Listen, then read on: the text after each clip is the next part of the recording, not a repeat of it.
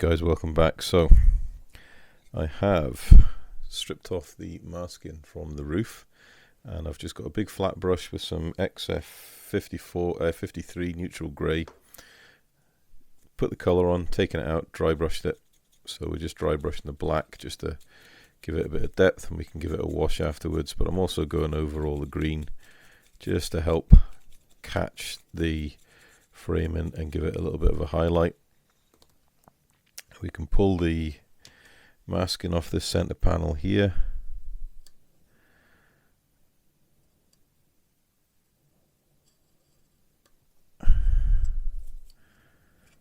There we go. Comes off nicely. I'm not one for masking, but it was just so easy to mask this because it's obviously all black and it's all square, so that makes it easier. But we can come in with a dry brush and we'll just start picking the edges out. And there's some nice little bit of bolt detail on the top as well, which we're highlighting and burnishing up, which is good. And we can go over everything, go over the green, go over the framing. I did spray a little bit of green back in here just to repair some of the damage it done from being overly with the X28. Get it on the side here. Get that nice weathered look. Catch the corners of the transmission tunnel. It's really starting to come together now. Have a dry brush over here. I'm going to put some wash in here just to highlight that grill, just to make that stand out a bit more. We're just going to brush everything and polish those edges up to make it look used, because these vehicles were used. Hopefully you can see that there's a really nice grimy interior there. We've got a nice weathered roof panel there. The doors, I've painted a little bit of flat black on this panel, the handle, the winder and the opening mechanism, and we'll just give that a quick dry brush as well.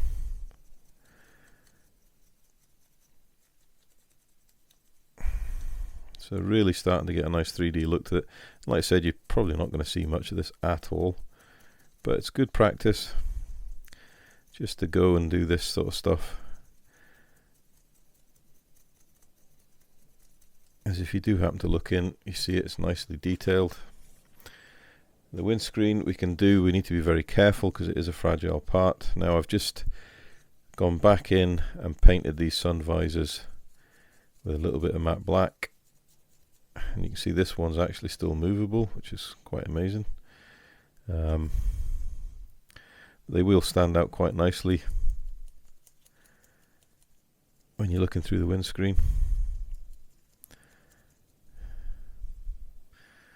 And then the last bits to do is we need to do the seat frames. And I've still got to paint or touch in the black for the instrument panel. So I need to load this up, brush up again because it's pretty much dried out. So what I'm going to do is I'm just going to touch in the black on the instrument panel. Get my Revell Aqua Color. It's my favourite black paint. Paints really nicely, thins very, very nicely down with X20A. You can also thin it with water, which is quite good. So I need to touch in this panel here. So you just run it along and let the brush do the work for you. A little drop of thinner in that paint, it's a little thick.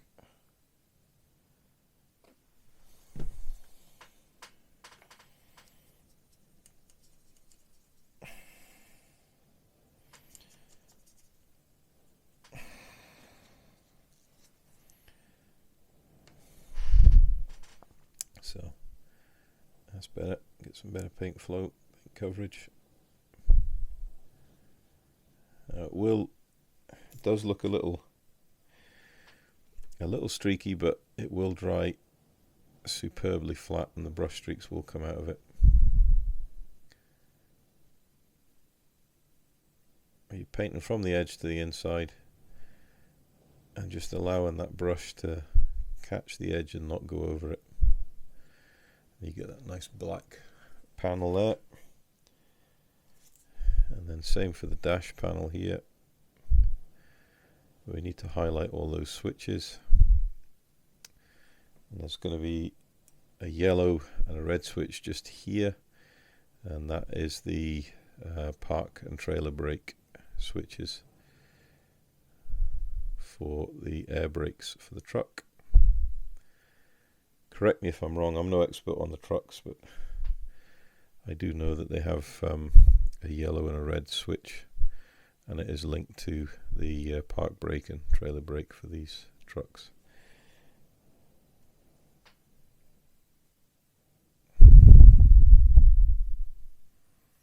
We've also got a decal to go down on this for the instrument panel.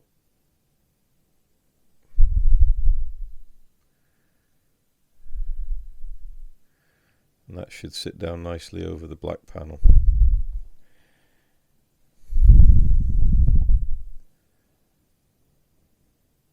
Let's catch that bottom edge. Sometimes it's a little difficult to see this when you're filming, so I'm trying to keep it in frame. Watch at the same time. It's not so easy.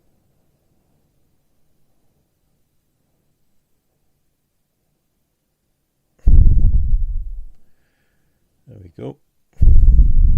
That's that painted back in. Need to paint this panel here.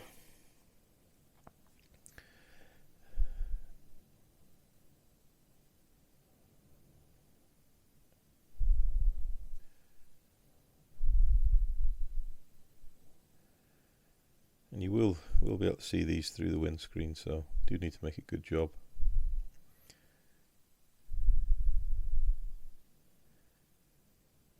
And then just touching the back of the steering wheel bracket and the indicator bracket. This is all black.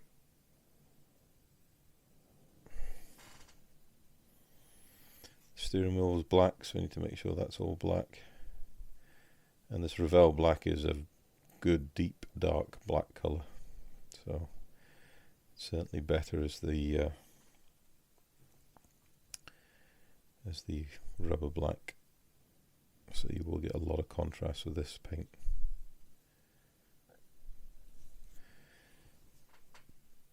And what we can do is we can paint the centre boss.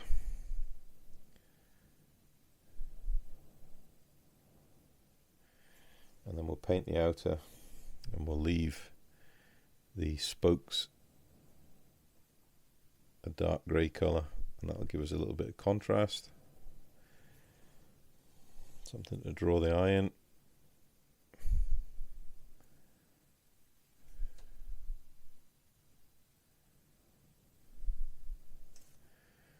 Might not be so apparent, but it is in real life.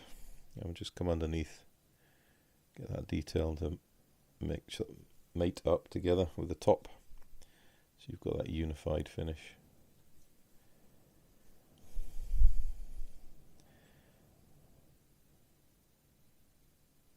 Again, details you're probably not going to see, however you know it's there, and if anybody does look, then they'll have a little surprise. So make sure you paint around the rim. That's that done. Right, leave that dry. What else have I got to paint black? I think that's everything. Oh, need to paint the gear selectors. I knew there was something else. So the gear selectors here, and this whole recess is black, so we need to be very, very careful when we pick it out. Bearing in mind we can always come in and touch in with a little bit of green if we need to, which I probably will, know me.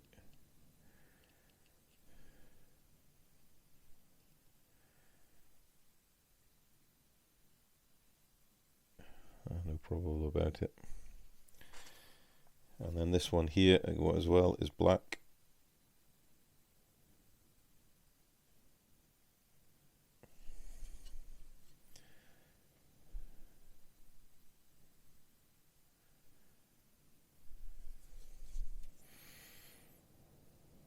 be a bit neater.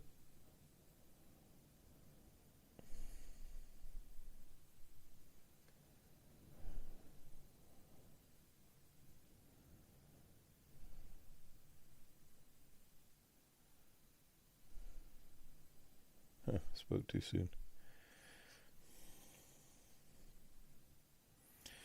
What we might be able to do with this is get a cotton bud, moist cotton bud, and wipe away any excess. So we can try that, because this is water-based paint after all. So we can see sometimes you can do it if you're lucky. Just come in and neaten up these edges.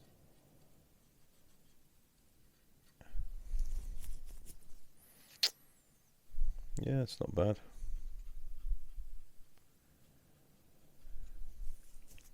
Another benefit of using a water-based acrylic, easy for touch-ups and clean-ups.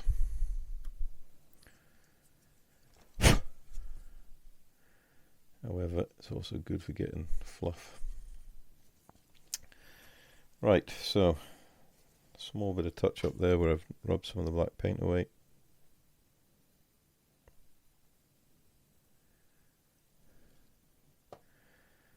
Happy enough with that, I think. So we need to come in with some silver paint, and actually you need to do the pedals. So the pedals are black, that one there, and that fellow there.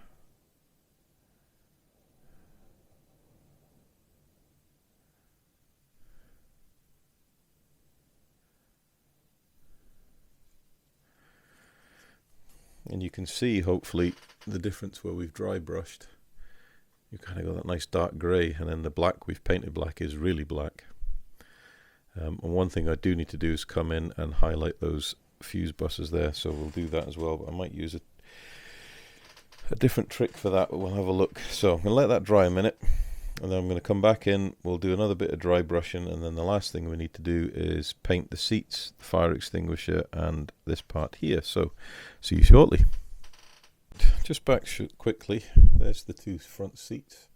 So all I've done is got this XF53 dry brush, and we're just brushing the seats, and we're doing this as a base layer to the khaki paint that we're going to paint on top. So this will create our highlights for the seat squab and the seat back, but it also has highlighted the base unit, and we come in with a dark wash on the base unit. Then that'll give it a nice bit of tonal variation. So that's those two done. The dash has had a chance to dry, so we'll just come in now, being careful. We don't want to break any of the detail, so we'll just go over the whole dash, and we want to catch the bolt heads, the raised detail, and the instrument binnacles. So just dry brushing, get those switches highlighted, a little bit over the steering wheel, a little bit over the indicator stalk assembly, and the front of it as well. And all we're trying to do is just catch the high points and set them apart from the rest of it. We can come back in with a wash if we want, just to reinforce the shadows and get that demarcation between the high points and the low points.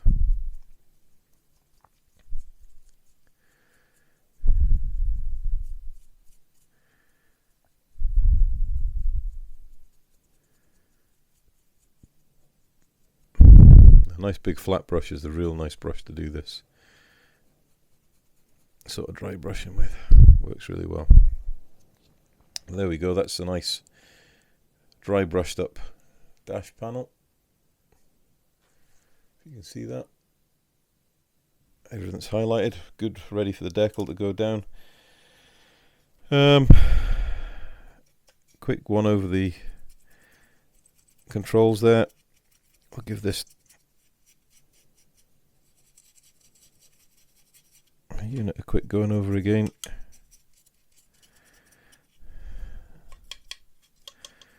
The beauty with dry brushing is it's a multiple layer thing, so the more you do it, the more pronounced that highlight is.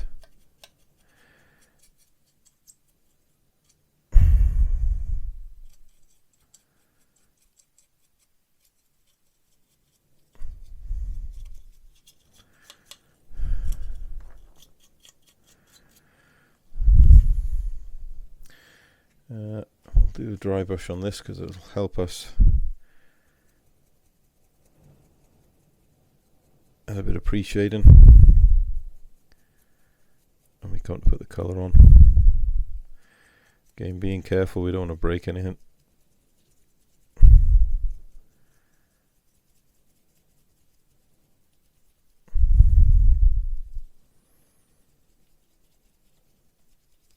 And you can see how much colour's coming out of there.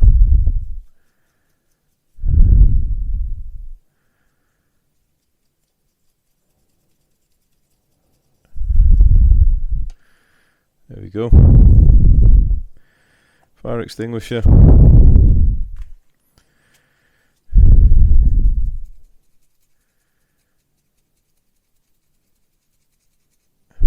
This is obviously going to be painted red. I could have painted this white to make that red pop, but I wanted a more muted colour, so we've gone for this black, and now we've dry brushed it to turn it to a grey. Right, so we'll get the khaki because we want to get these seats painted, and then we can think about we'll get the aluminium colour painted here and on this lever, and then we can, we also need to paint this box here in the corner needs to be a white colour. I was looking at reference photos and that's a white colour, so that's something we need to paint as well. So I'm going to find the right colour for that, and we'll get a khaki colour for the seats, and we'll come back and we'll look at getting them painted. So see you again shortly. Right, we're back, and back for the seats. So I have done a bit of colour work, and what we're going to do is we're going to get some 18mm Tamiya tape, just place it around the side, around the front, back round the side, and across the back. All I want to do is just cover up the bulk of the seat base.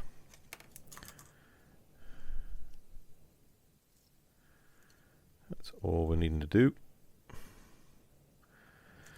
Now, colour wise, I have found a bottle of Hataka acrylic, US Olive Drab Early, and it's really close to the colour I've seen on my reference pictures on Google. So all I'm going to do is come in and it's airbrush over the side, along the front, back around the side, straight down over the base, along the top, and then over the back.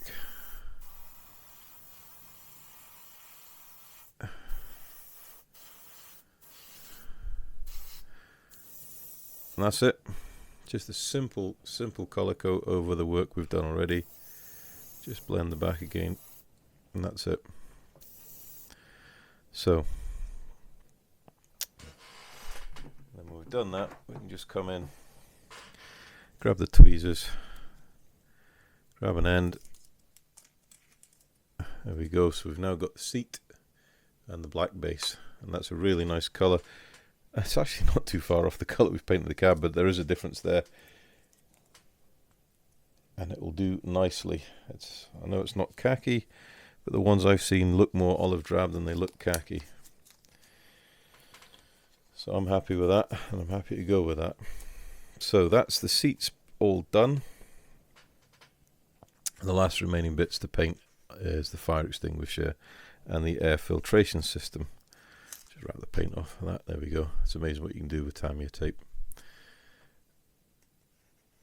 So I'm gonna knock that over. I'm gonna paint the rest of the detail off camera, because you've pretty much seen how I approach it, and then we'll come back and we'll start getting the cab assembled, which I'm really looking forward to, and we'll get this build pushing on quickly. Come back, guys. So we have pressed on a little.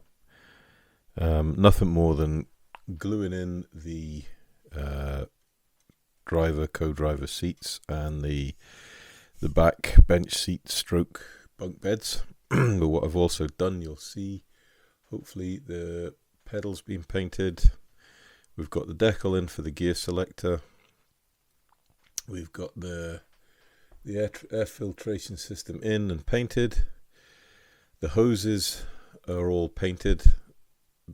The shade of green is definitely different, but whether you can see it, it's going to be marginal. You should hopefully be able to see down the side, if that'll focus in there. We've got all the switches done on the fuse busser. Got the decals done on the door, so all the information cards decaled in. This door is obviously painted and weathered. We've got the dash done now. Hopefully that'll come out okay, if I can get that to focus. There we go. So we should be able to see the decals have gone nicely down, and hopefully you can see the switches have been painted as well. So it's all ready to go. Now, when I showed you about gluing these sticks on with super glue, there we go. That's how easy it is. They come off. Snap and break, because it's a clean plastic to wood to plastic joint and you've not got much glue on. Snap it off and you've broken it free. So that's all I did with the parts that I had glued on, and it's just made it very, very easy to get them apart, ready for gluing together. Now the roof, you can see, is done. It's nicely weathered, got a nice little bit of tonal variation, and we've got a little bit of highlighting with the dry brushing on the air conditioning unit, and you'll see the nice brass, shiny brass bits is where I scraped away the paint from the gluing surface. So we are actually at the point where we're ready to put this together. So if I just turn over the instructions.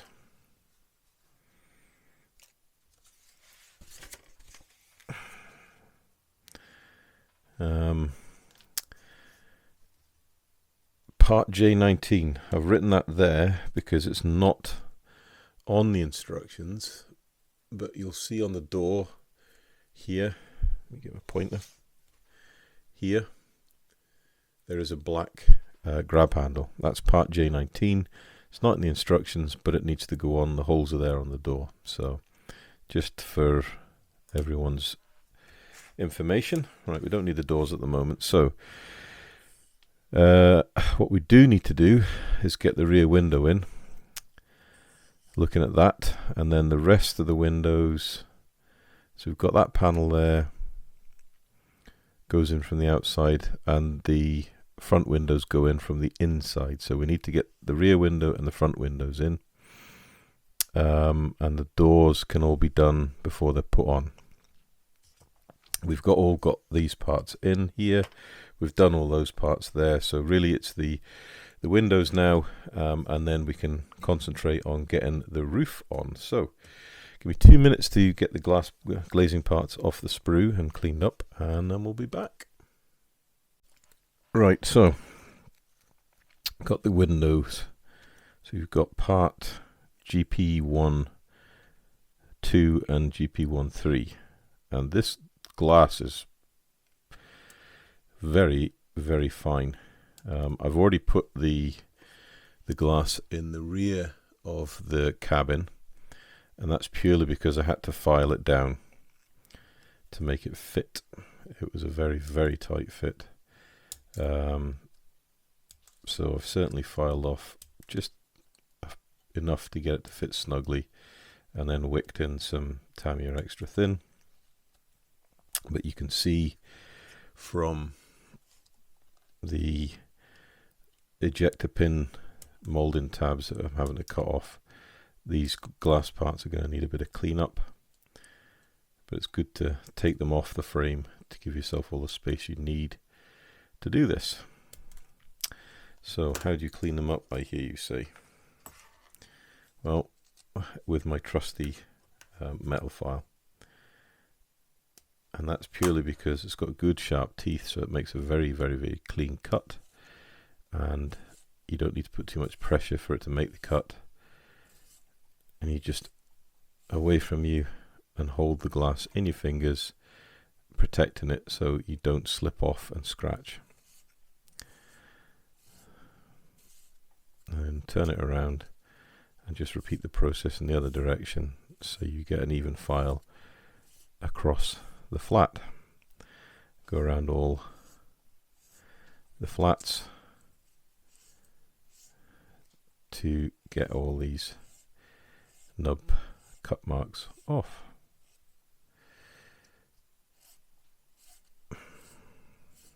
Doesn't take long, especially if you've got a good quality file that takes a nice cut. Just a moment and you have got the part cleaned up. So let me clean up the other part and then we will look at getting them fitted in the windscreen. Back in a moment. Right, so that's it cleaned up. So now we just need to trial test fit the parts. Now when you look at the part, then there is a bead seal around the rim of the part.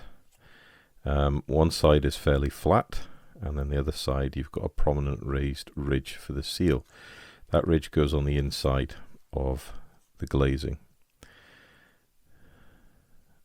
So offer the part up and then see how it fits.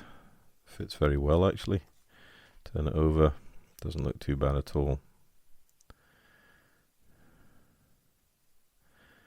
I do though, however, wonder if we shouldn't actually flip that part around. And there's a method to my madness. If we put it with the seal forward, yeah, that's a good fit. And when we mask this glaze piece off, then the seal will be painted and it won't be visible. If you do it the other way around, you'll end up seeing the seal through the reverse of the glass and it'll look really odd, whereas this, it seems to fit better this way around. Really quite nice glazing. There is a little bit of warping in there. It's not too bad, all things considered, but yeah, it's there anyway. Right, so how do we glue this? There's loads of different ways of doing it, and it's down to personal preference. A lot of people will use PVA glue or Micro Industries Crystal Clear, which is a PVA based glue that it does dry what it says in the tin. It dries crystal clear. Some people are even brave enough to use a drop of super glue. It's not too bad when you've got a part like this where you can put the glue on and then just let it dry naturally, and it won't fog the parts, because that's what super glue has a tendency to do, is fog.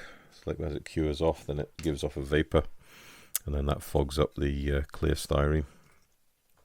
It can be cleaned off with a bit of isopropyl alcohol, but why create a problem when you don't need to? Now the other way I like to do it is with Tamiya Extra Thin, but you do need to be very, very careful, because you don't want to get it on any part of the glass that's going to be viewed through, because it'll just go cloudy and you can't get it out. Once you've done it, you've ruined the glass. Now this is an easy piece to do because it is quite raised from the surrounding plastic, so you just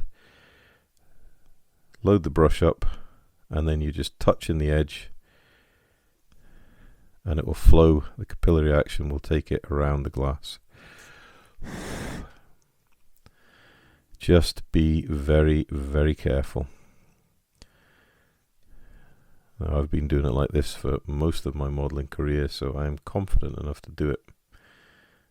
But if you're not confident, then I would say practice on an old model you don't mind ruining. It really is all about having the minimum amount of glue in there on the tip of the brush, just enough to wick its way around the glazing. And then once you've done it, leave it be. Let the glue do its job. Come back to it once you're satisfied it's cured up. And whatever you do, don't touch the glass. And don't press down, because you'll end up getting beads of dissolved glue and styrene coming out, and it'll just make an absolute mess of it. So you can see me just being very, very careful, leading the point of the brush in, and then just making sure that it's touching the side of the glass, and capillary action is then drawing the glue down between the glazing part and the frame. And you can actually see it. The track where the glazing sits into, when the glue comes between it and the glazing, then it goes dark. So you can see this little bead of extra thin wicking its way around, and it'll hold it in. Your extra thin's quite a hot glue, so it will hold the glazing in. You just have to give it time to do what it's going to do.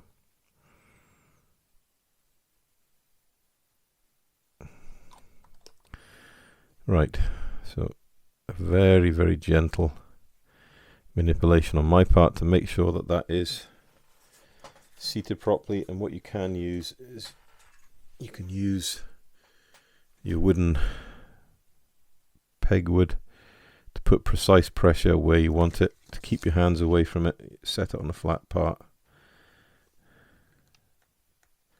so just in the corners, just to make sure the glazing is fully seated in the frame. Don't press too hard, you could crack the glass. Again, you're back to square one, needing replacement parts. But that's it in. It's a little bit dusty, but it's not a problem. We can clean that off. Now we need to get this part in after the dash goes in, but it's worth just checking to see, once the glass is fitted, that it's all going to fit okay and look okay. And it does fit very, very snugly. So happy with that. It's nice to see the glass going in. It's just a big step forward. So dash panel next. Now we fitted it dry. Well, we glued it in place and built it up, so we know it should fit. And it should just need glue on the inside of this part here and here. That's one of the main glue joints. We should be able to locate this panel so the steering wheel fits in the socket. The steering wheel shaft goes in the socket just by the pedal, and then this gets in the front there. We can just push it home and it's a good fit. Now we just need a pair of tweezers, and we'll just get that shaft located in the little socket design for it.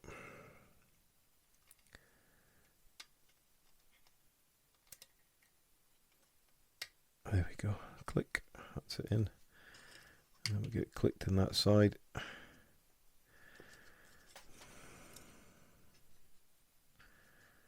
Happy days. That's starting to look really rather nice. And then what we can do is we can just touch and flow a bead of glue along the front here, just to help bond and secure this all in place before we put the windscreen in.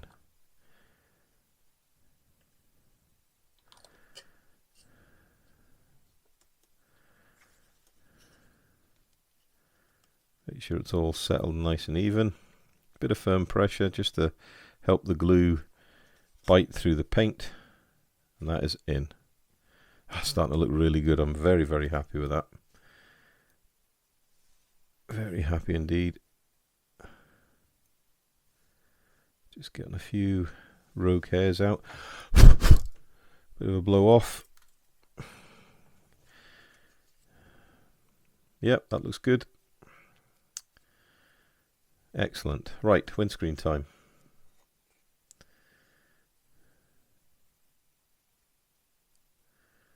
So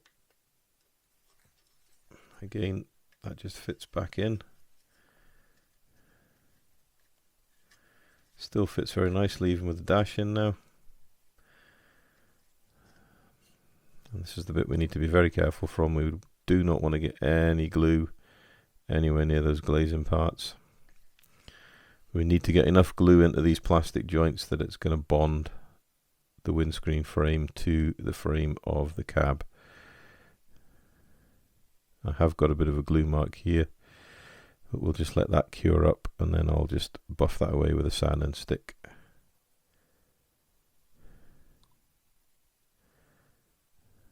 So plenty of glue in there. Want a good strong joint.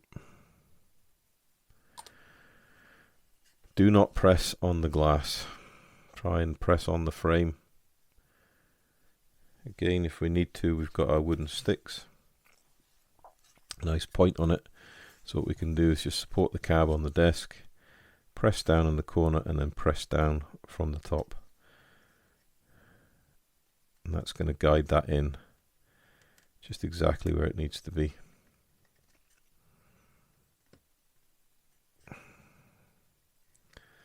If there's going to be a little gap, we can always fill it later on.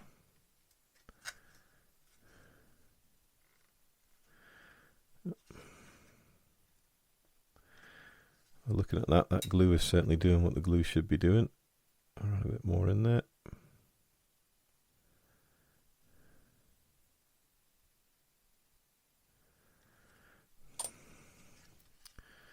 It's good.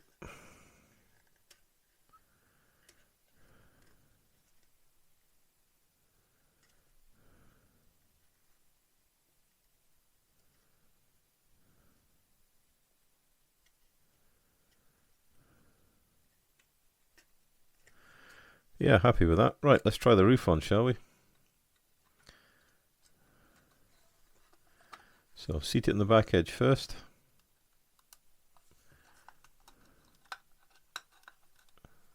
Good fit.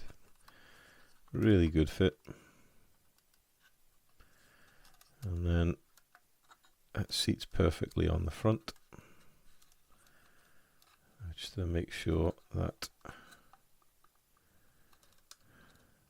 that frame is getting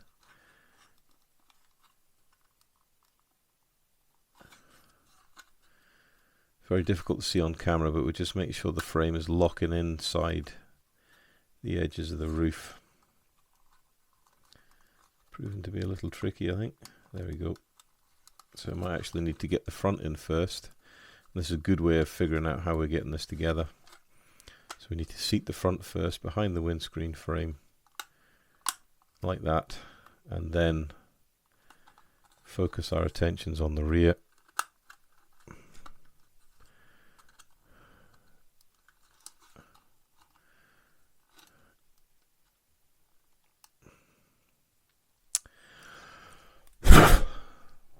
Yeah, that's good.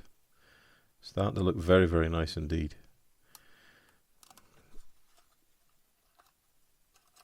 Now, the big risk is we're going to have to use super glue on this. There's really no other way of bonding this roof down.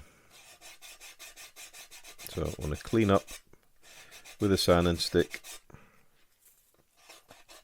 the glue surfaces, because if there's any paint between the super glue and the photo etch brass, it's just not going to stick.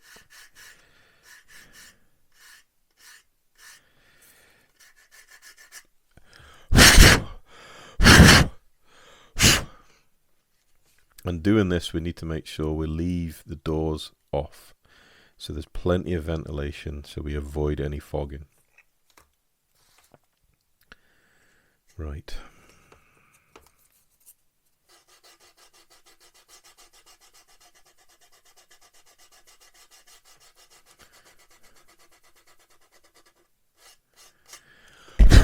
Oh, hitting the camera there.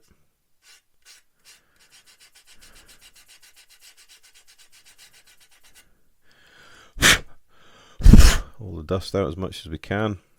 We can get something in behind to clean the windscreen. Right, how are we going to do this then? I'm inclined just to spread a layer of glue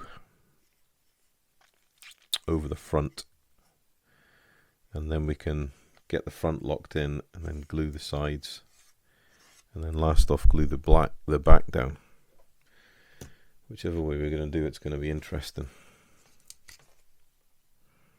So let's get our little glue reservoir up and running, and we'll get our display super glue applicator wherever I've put it amongst all this stuff lying around. There it is.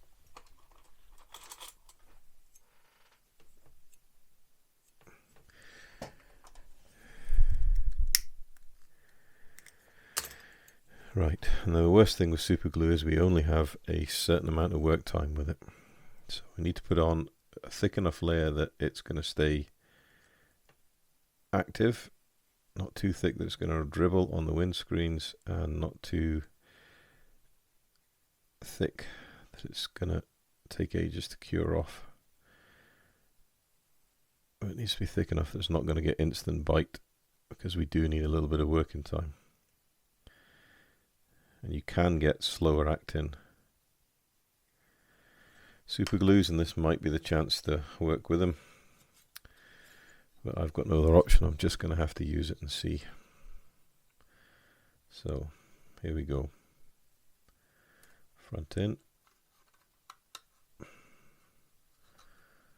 back in, and that is wanting to bite pretty quick. So I'll get the positioning fairly right and get the back in good.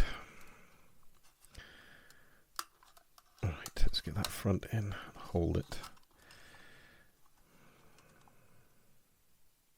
There should be enough flex in the roof to get the rest of these joints glued. So let's just focus on getting one glued nicely, now that we know the roof is seated in the right place. Obviously we can't use any form of accelerator because it will just instantly fog the glass. Right, so the rear is raised up, and we just need to make sure we can get that side pieces seated in. There we go, that's in, and that is in. There we go. It's not for the faint-hearted, this one, I tell you guys. Right, so what we need is just a little bit of working room.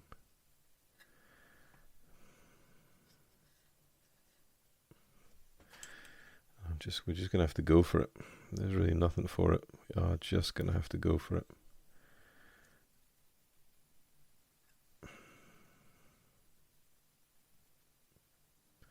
So I think having a good applicator is definitely a bonus here doing this job.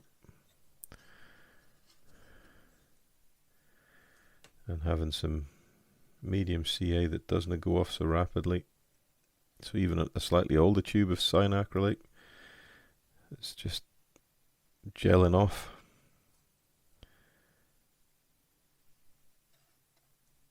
Right, and along the back.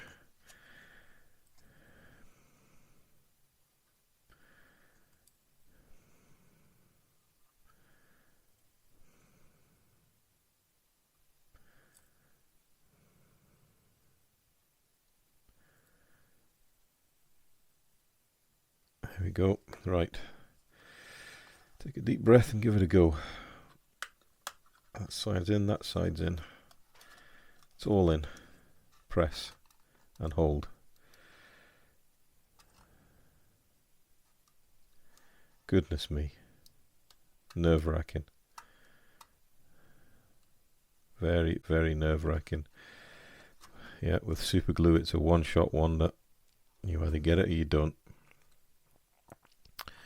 Now I have one of the viewers has noted that if you're stuck for debonder, go and raid your good other half's nail varnish removal set and get some acetone, and that will break down super glue, but you'll just have to be very, very careful around plastic and styrene, because it may also melt and dissolve that too.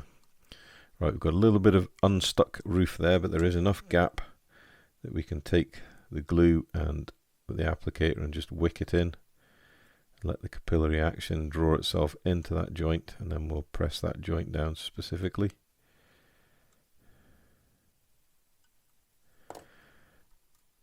So you just press and hold.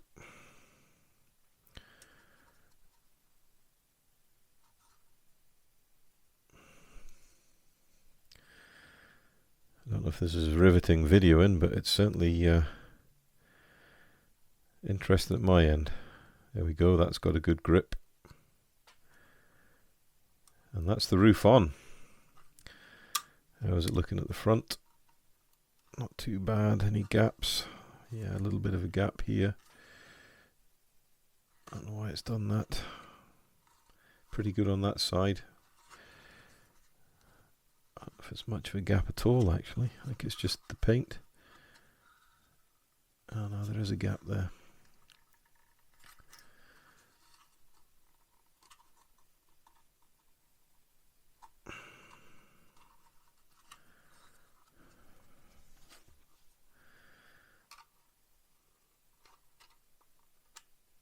Okay.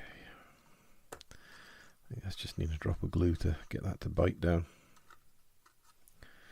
So hopefully this will be the last bit, and then we can just set this aside to dry, and we'll then look at getting the rest of the cab made up, and then we'll be moving on to the winch deck, and that'll nearly be the tractor unit finished.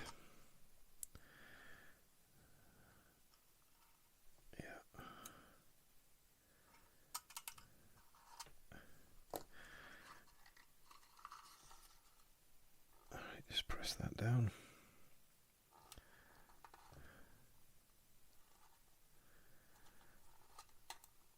Being reasonably firm, but just not overly firm, because we don't want to break anything.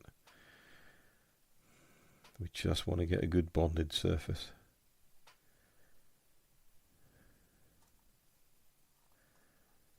I think that's caught it. There is a little bit of a gap in the middle.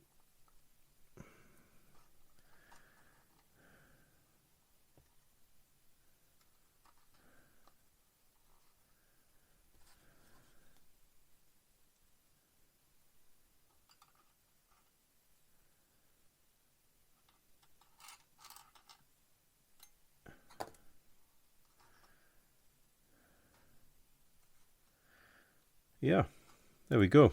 Roof on. Whew, I can breathe a sigh of relief. That's a really good fit for a part I wasn't really sure of. If you remember how much of a bend that was in this roof, that's fit in rather nicely. And it really does set the cab off, and it's really made the cab super strong. So, we'll leave that there at this point.